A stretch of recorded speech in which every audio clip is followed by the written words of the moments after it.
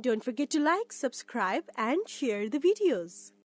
Did you have any specific technique which helped you to minimize the risk of negative marks? So during my first and second attempt, I was a person thinking if I completely cover the UPSC, riding two horses at the same time. Initially, I could not clear at all. For the first two attempts, I could not clear. Answer writing skill is like a mandatory thing for mains examination. Each candidate develop their own unique answer writing style. So, did you also develop your own unique answer writing style during your preparation?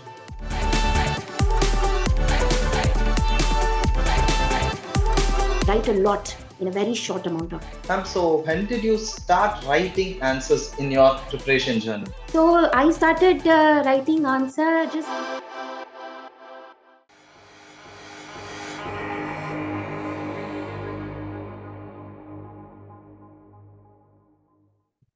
Hello everyone, and welcome to yet another session of Ganesh I.A.S Academy's Toppers Tantra interview series.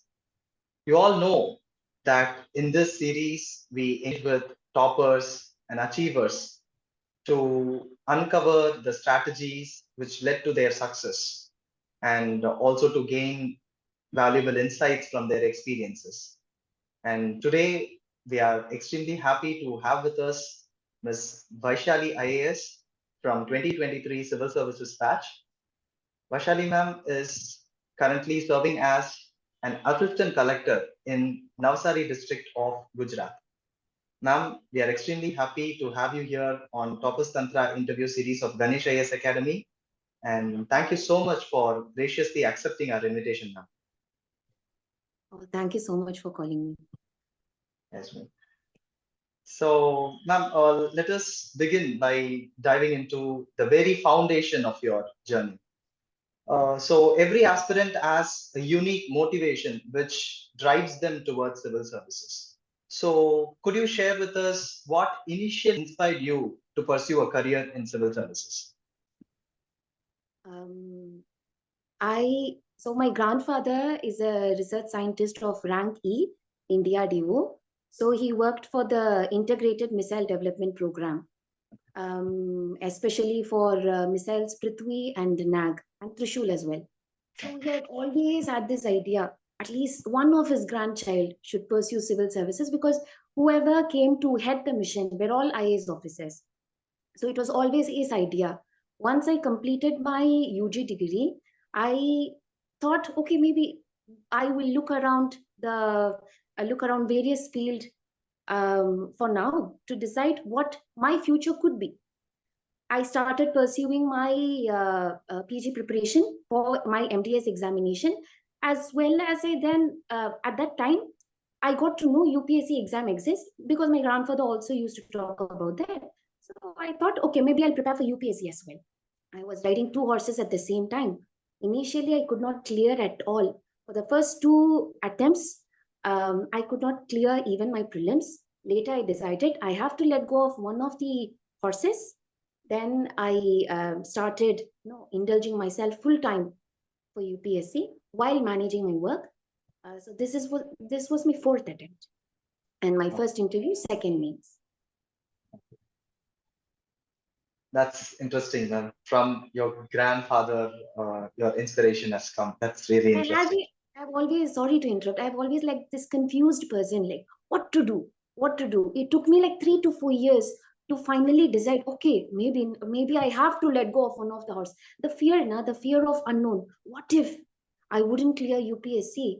And then I have to go back to my PG preparation, and the market would have been saturated. All my batchmates would have completed their MDS. I would be at the back end of the list now. So all these things made me confused a lot. So with that being said, this was my trajectory of me entering into UPSC. Okay. Ma'am, so how did you come out of that confusion? Were there any strategy that you used to come out of that confusion that you had? I used to talk to a lot of people. Whoever said me, go and meet this person, I used to go and meet them. Okay, maybe after my interaction with them, maybe I'll get a new perspective, new thought process. Maybe I will finally come to understand what I want to become in my life. So I think what if are the two important words that have always, prevented me from taking any decision. I have to think a lot. I talk to a lot of people, whole lot of people, to understand whether I have to continue this journey or not. This was, I am talking about all this confusion after giving 2 attempts in UPSC. 2 attempts went on like this. I was giving, even when I was giving those 2 attempts, I still had the confusion. Writing the prelims examination while having the confusion, am I suited for UPSC or not? Am I even worthy enough of clearing UPSC?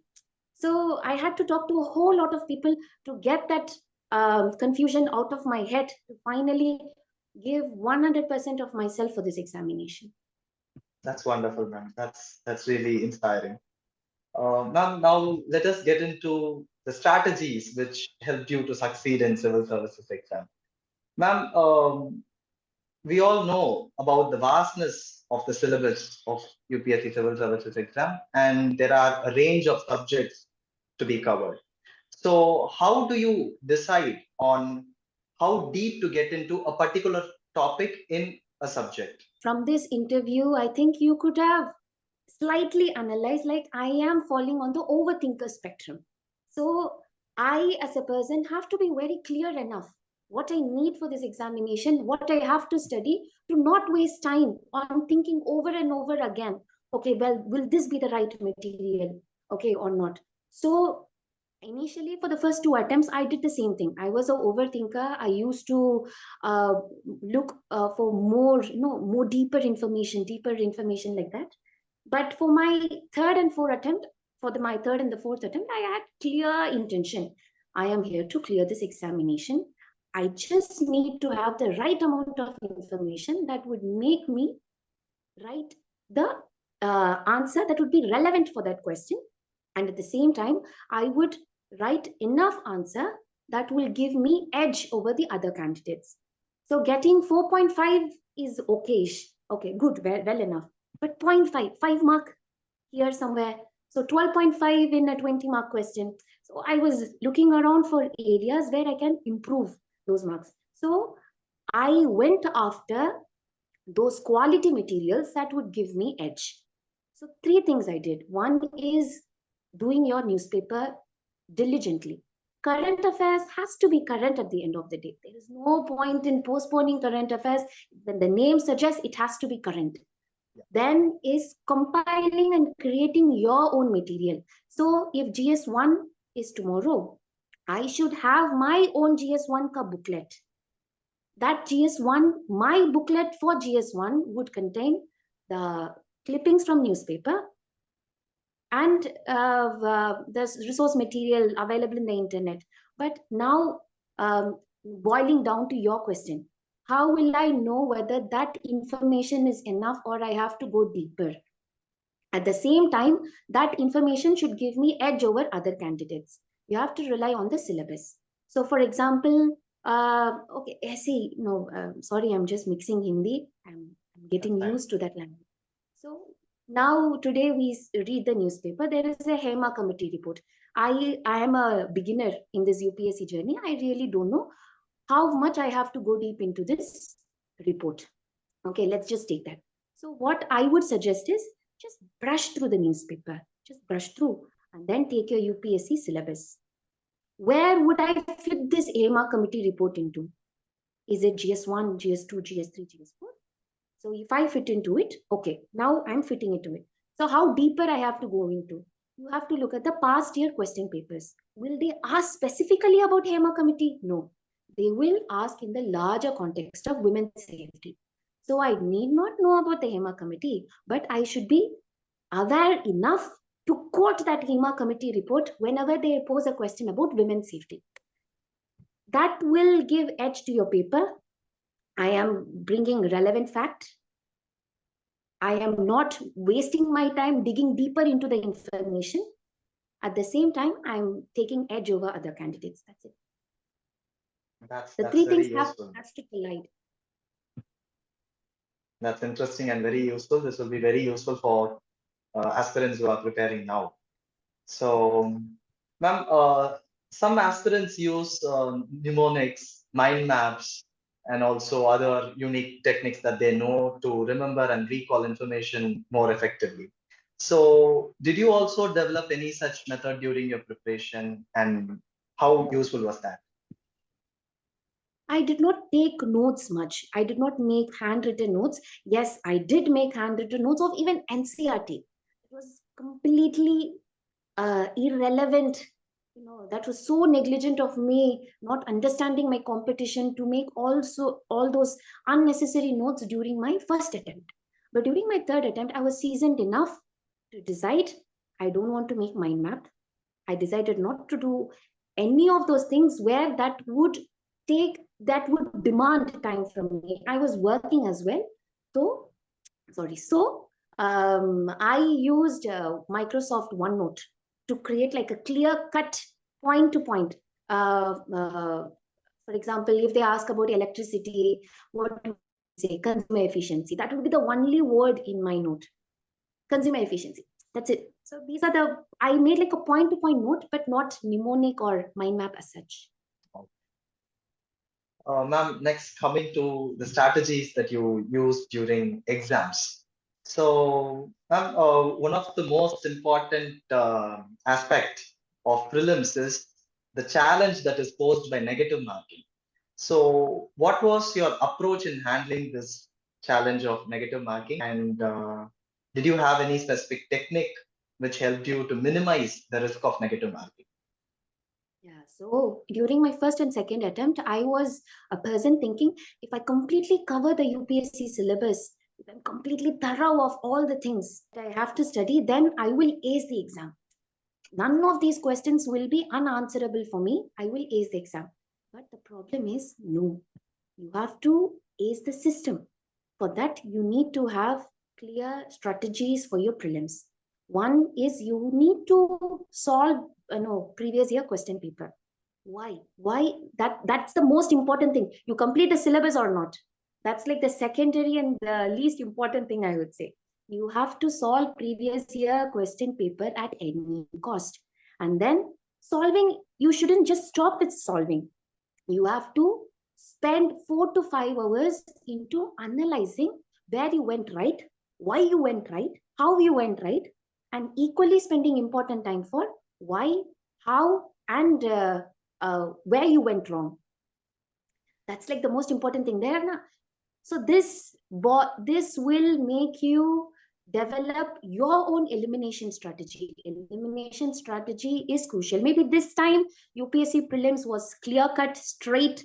Maybe it is more than 1.5 years for me taking a step back from this examination. But maybe this time the scenario was little different. But you have to have your clear elimination strategy. I had like 40 to 50 elimination techniques. If it all is the match the following, it should be one of the above. Okay. No. And then if at all they ask the question recently, then it would be like a wrong option. Now, to ace the prelims, you have to think not from the perspective of a student or an aspirant. You have to think from the perspective of an examiner. You think examiner has to set 100 questions. 100 questions, they have 2 to 3 options. And then they will create like choose one of the above, A, B, C, C, D, something like combinations of it. How much of a difficult task it would be for them to create answer key for all those 100 questions. Yes, they will spend a whole lot of time for creating maybe 10 to 20 questions. They will put a whole lot of effort. Okay, we'll give it to them. They will put a whole lot of effort. But remaining 80 questions, human brain is designed to find the least resistant way out. We are designed for that. So what I will do as an examiner, I will twist some words over the other. I will change some data. I will change some timeline. I will make it so confusing enough for you to spend, like, it will be like a time trap. You will go through the questions. If it is like a very big question, there will be something or the other in that question. maybe all of the above would be the answer. See, I will find the least resistant way out. You have to think from the point of an examiner. Which word the examiner has changed to bring out the answer. This is most important for any prelims. You don't even cover the syllabus, but you have to ace your elimination strategies. Then comes, I am like a very average reader. I cannot spend whole 45 minutes. My attention span is 45 minutes. Beyond that, don't ask me to sit. I cannot. My mind wanders. So in that 45, where was I? See, I cannot. Mind So wanders. my mind wanders. So you, I really don't know where was I. So Like you you need to cannot have clear. concentrate. Yeah. So I am like, I cannot concentrate for a very long time. So I am like a very average reader. Okay, I say I am. So if I being an average reader, I have the ability. See, I cannot even read. If at all, this is like a big question. The moment from the point I start, to the point I finish, my mind would have wandered somewhere. So I have to read the whole question again.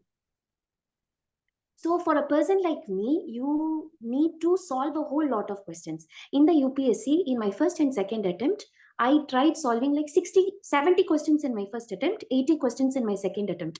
In my third and fourth attempt, somewhere on the internet, I read an article like for an average reader, you have to solve a lot of questions to increase your success rate. Yes.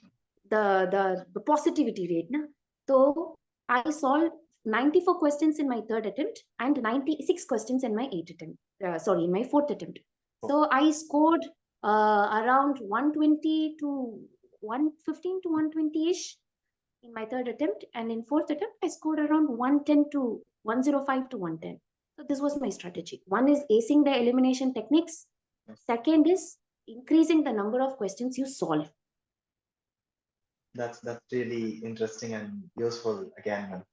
Ma'am, now that we discussed a prelim strategy, we are also curious to know about your main strategy. So answer writing skill is like a mandatory thing for mains examination, and each candidate develop their own unique answer writing style. So did you also develop your own unique answer writing style during your preparation? Nothing like that. I did not even develop my unique answer writing skill and all. But I really thought I have to stand like above the crowd to ensure I get into this system at any cost, because it was already my fourth attempt. I was giving my blood, sweat, and tears into clearing the mains, because in my third attempt I couldn't clear the mains. So in the fourth attempt only I cleared the mains, and then I cleared the interview process as well. So what I did was, you need to give relevant answer. It is not the perfect answer. It is not the lengthiest answer. It is the relevant answer. Second is, you answer the demand of the question. It is analyzed, it is critically analyzed, it is discussed, whatever is asked for, you give answer to that particular question. Third is substantiate. Substantiate, substantiate, substantiate. That is most important. Anybody can give a general answer. What would make that answer fit into GS2? It would fit into GS2 when you give CRPC ka sections. When you give committee reports, you need not give committee reports. You just have to quote them. You quote committee reports. You quote various laws. You quote various acts. You bring in France. This happened in France. This happened in America.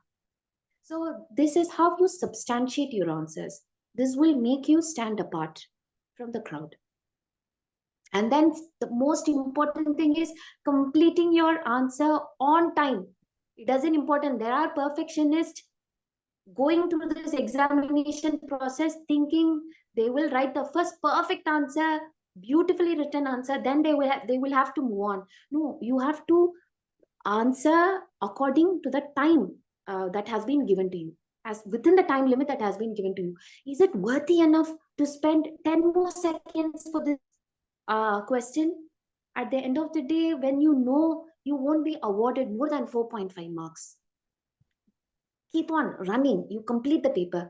I think I really wanted to highlight this issue. There is a lot of discourse, a lot of discussion about writing, how to write answers, how to write a relevant answer. But I think the discourse is very little on many aspirants who are struggling with completing the papers on time, not because they are falling short of information, but because they don't have the ability to write fastly enough. They are conditioned to write in a very slow way. I struggled with that issue. I had to, my mentor, my family, they have to go through an entire set of pen market to find a pen that would suit me, that would have the least friction, so that I could complete the paper on time. In my third attempt, that was the major issue. I couldn't complete the paper on time. Even in the fourth attempt, I couldn't complete some of the sections. But I think there should be a lot more discussion on a portion of the candidates who are suffering from their inability to write a lot in a very short amount of time. Okay. So when did you start writing answers in your preparation journey? From when did you start writing answers? So I started writing answer just immediately after my declaration of prelims results. So I joined a mains test series. Then I started writing answers.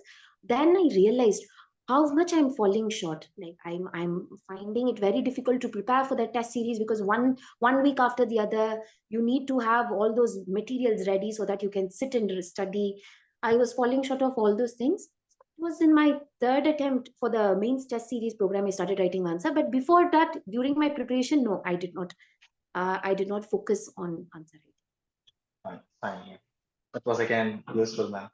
Ma'am, moving further, my next question is about the backbone of civil services preparation, that is current affairs.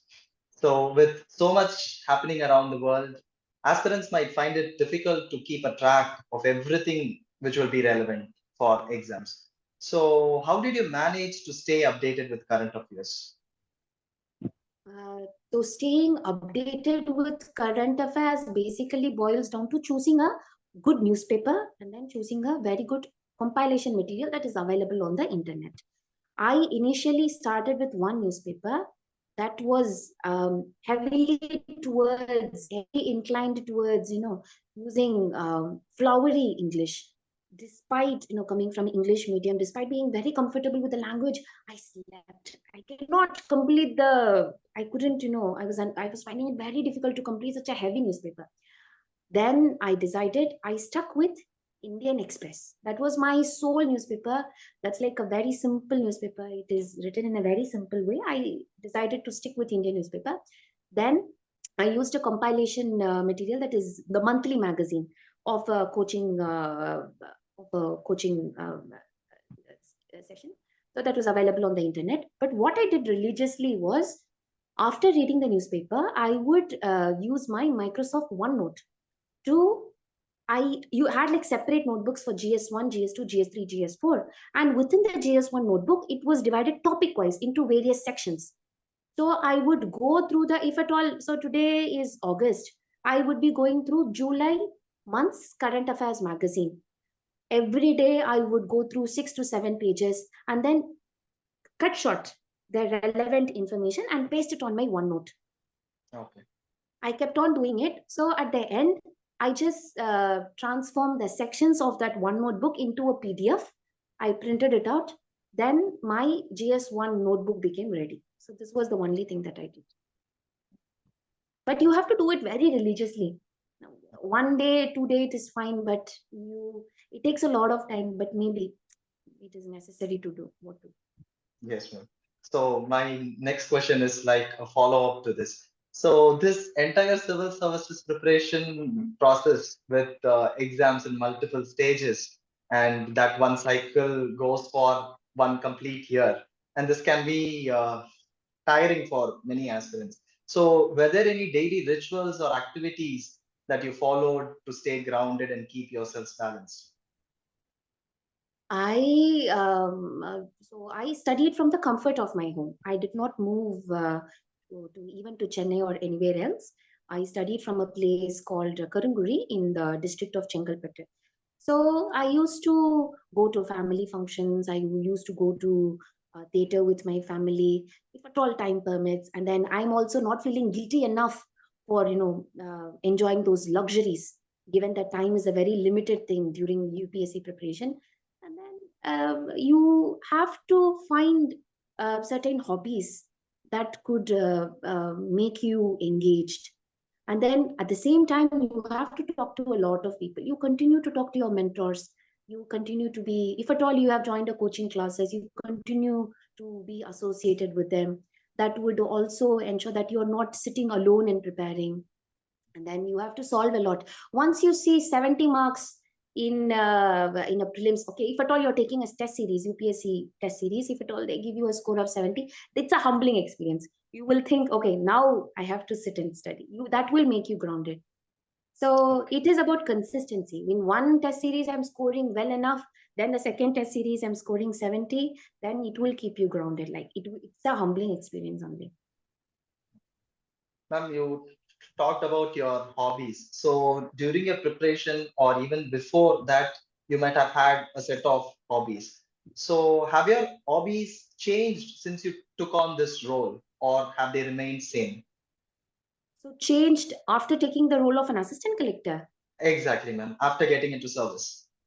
Yeah, only one hobby has remained consistent, but I think two hobbies have changed. So solving jigsaw puzzle have always been my hobby since childhood. That has remained constant. But the other hobbies like watching movies, watching horror movies and all have changed. I think I have become more mature. Maybe. That's nice, ma'am. Ma'am, now moving on to another crucial stage of UPSC's examination, that is interview. So, could you recount any memorable moments of your interview? Were there any unexpected questions, and how did you handle those unexpected questions? There wasn't any such unexpected questions. They largely asked me, from the field of medicine because I'm a dentist. So the questions were hovering largely about artificial intelligence in medicine. It was medicine one way or the other. It was all about medicine. Pradhan Mantri Jan Dhan Yojana, Jan Arogya Yojana, DBT transparent medicine, private healthcare versus public health. Right? It was all expected questions. It was nothing new. But one memorable moment is. I so the UPSC chairman, uh, I did not even wish them good afternoon. I just ventured in. I was shivering enough. So he said good afternoon, and then so he worked in Tamil Nadu. I did not know. I did not go through the history of the chairperson and all. I did not go through his profile and anything. I wanted to keep it very casual so that they get to see the real me, the me who cannot, think constantly in a direction for a large amount of time, a person whose mind wanders a lot, who thinks a lot. So I wanted to showcase the raw me. So then he started talking to me. Then he said, "Good afternoon, Vaishali." Then I realized, oh, yes, sir, good afternoon. Then he said, "Talk to me in Tamil. What did you, என்ன சாப்பிட்டீங்க காலையில?" Oh, then I realized, sir, so you can speak in Tamil as well. Then he said, "Oh, you did not even go through my profile." I said, "No, sir." Then I said, "Sir, do you want me to give this answer in Tamil or English?" Because the other panelists were uh, Yeah. from the region of North India. So I Okay. wanted to ensure what would they want me. He said, whichever you're comfortable in. Tamil would be better. Then I said, sir, I had sana dosa சாப்பிட்டேன். He said, dosa நல்லா இருந்துச்சா? Then I said, yes, sir, it was a very good dosa. I think the Tamil Nadu Bhavan in Delhi is renowned for their dosa and other things. So he said, yeah, they are. Okay, shall we start the interview? We were having this conversation in Tamil. Okay. It gave me some hold. Okay, maybe there is a person who is familiar to the language that I speak. So that was a memorable thing. And then um, at the end of interview, he asked me, Vaishali, do you have something to say? Then I said, sir, I am a cultural geography enthusiast, but you haven't asked anything from that. I am very interested in asking any question that you would want me to answer to. Then he said, oh, I'm not finding any question now for that moment. If at all you have anything, okay, you go ahead. Then I gave like a Urdu shairi, which I really liked. So I said that. Then he said, okay, you have prepared this for this interview. Then I said, no, sir, since my interest is also this. I really like this shairi. So I thought maybe I'll present this to you. Then he said, oh, thank you, Vaishali. Have a nice day. That's it. It was like hardly 20-25 minutes interview. That's wonderful, ma'am. That's truly a memorable moment. Yes, ma'am. So, ma'am, my next question is about a common challenge that is faced by UPSC aspirants. So, how did you manage the expectations from society and even from parents? The society expectation is something I decided not to bother after a while, because it was my fourth attempt. I was also gold medalist in dentistry. People were asking, what is she up to? What is she up to? Why isn't she pursuing MDS? Why isn't she getting married? And I decided to keep it under wrap. So I decided to not let the society poke its nose into my private affairs. So nobody knew, just my family, the people from very close quarters knew that I was preparing for UPSC interview. So that way, I removed a whole lot of pressure. And then second is my family support. My father and my mother stood beside me like a pillar.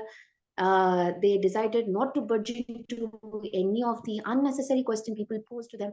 My Even though I come from a very educated family, my family continued to reside in a village where people are, not nosy, but rather very curious about what is happening in each other's life. That's the way Indian villages work. So they also decided not to answer those questions. They were also, wishy-washy when people asked what your children is up to. So that way I decided I kept a whole lot of pressure away from me. That's excellent, ma'am. Ma'am, during your preparation, you might have had some expectation about how the actual civil service would be. And how have your experiences in the field aligned with, or it even differed from what you expected or anticipated during preparation? So during preparation, my only access to the reality of the outside world was through newspaper. Oh, after a while, spending a lot of time in your preparation, one would naturally tend to become idealistic. Why did this not happen in this way? Why did the official did not have any prior knowledge about why this happened? And why can't they even take care of such a simple thing? That this was me during preparation. I used to get have idealistic thoughts like, okay, once I come into the service, I'll change this, I'll change that. But this is a very humbling experience. You will see that you are not working just as Vaishali as an assistant collector. You have to work within a system. You cannot work in silos. You cannot work in silos at all. So assistant collector essentially works under the revenue department. But then you have to coordinate with so many other departments. There are 22 line departments. What is priority for revenue department may not be priority for maybe the roads and building department. What is possible, what revenue department thinks possible may not be possible for a electricity department. So things move, things surely move. I'm so much positive things have changed, but and then the pace of the change is also picking up. So that's the only thing I think I have come to realize, from being far too idealistic to being realistic while being optimistic. That's very nice, ma'am. Ma'am, reflecting on your journey so far, what was the significant challenge that you faced after taking your responsibility? Significant challenge now? Yes, ma'am. It is not much. I have just so my cadre was allotted last October, and I have taken this role of assistant collector only on 17th of June. So it is hardly 3 to 4 months into my role, and this is the role of a probationer. I have so many IAS, IPS officers in the district. I have to take on the task that is assigned to me by them, and then complete the task. So I am at a very junior level. I have so many seniors above me. So it is very easy for me to reach out to a senior to ask, ma'am, which way should I go? Which would be right? They have so many experience with me. I'm hardly 5 months into the field. So they guide me a lot. I am very thankful for my seniors. So that way, I'm slowly learning. I'm slowly picking up Gujarati to their new culture, to their food and everything. So I'm learning. Okay, okay. Ma'am, like again, reflecting on your time in service so far, I mean, 5 to 6 months, what has been the most unexpected reward or outcome of your work? Like, Unexpected did you face reward or any? an outcome. I think it is the trust you would earn from your seniors when you're Okay. just new into the field. For your seniors to trust a junior of just 5 months old will be able to complete this task, maybe even able to complete the report, and then they asking me to go on their behalf to the field. So it is all about the trust. I think in the 5 months in itself, I think I have gained at least a good amount of trust from my seniors. So I think I would appreciate myself for that. Surely, ma'am. That's a very optimistic approach, I would say. Now, as we draw our conversation to close, based on your journey and experiences, what advice would you give to our future aspirants? Future aspirants. So I would say this is a very, um, I would really appreciate the thought of an aspirant wanting to clear UPSC exam.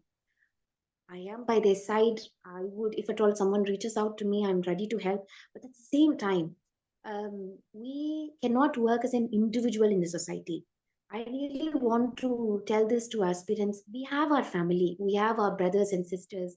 Maybe they are not relying on us now. In the future, they will come to rely on us. Maybe taking 4 attempts is fine. It's fine. We maybe taking five, or even 5 attempts is fine. But spending 8 to 9 years into one field is something I think maybe a youth has to think upon. Maybe diverge into many fields. Don't close yourself from the outside world. Keep yourself in contact with people in various fields, so that if at all an opportunity opens up, they will be ready enough to grab onto that opportunity. So, but at the same time, what if, again, that is the question. What if there is a person, so he told me, always I would go to him with a question. What if I fail this attempt? What if I don't clear prelim? What if I don't complete my answers on main? So he would say, what if you fly? So what if is a question. I think those two words should never be put together. What is a different, what is a different, whatever it is, adjective, interrogative, whatever it is, proposition. So what is a different word? If is a different word. And I would suggest the UPSC aspirants to not put those words together. What if is a thing that you have to remove from your life. That's excellent, ma'am. Ma'am, thank you so much for sharing your journey and insights with us today. It was pleasure talking to you, and I'm pretty much sure that all our current aspirants and even future aspirants will greatly benefit from the insights that you have given. And we from Ganesh I.A.S Academy wish you all the very best in all your future endeavors, ma'am. Thank you so much for joining us. Thank you so much for having me. Thank you.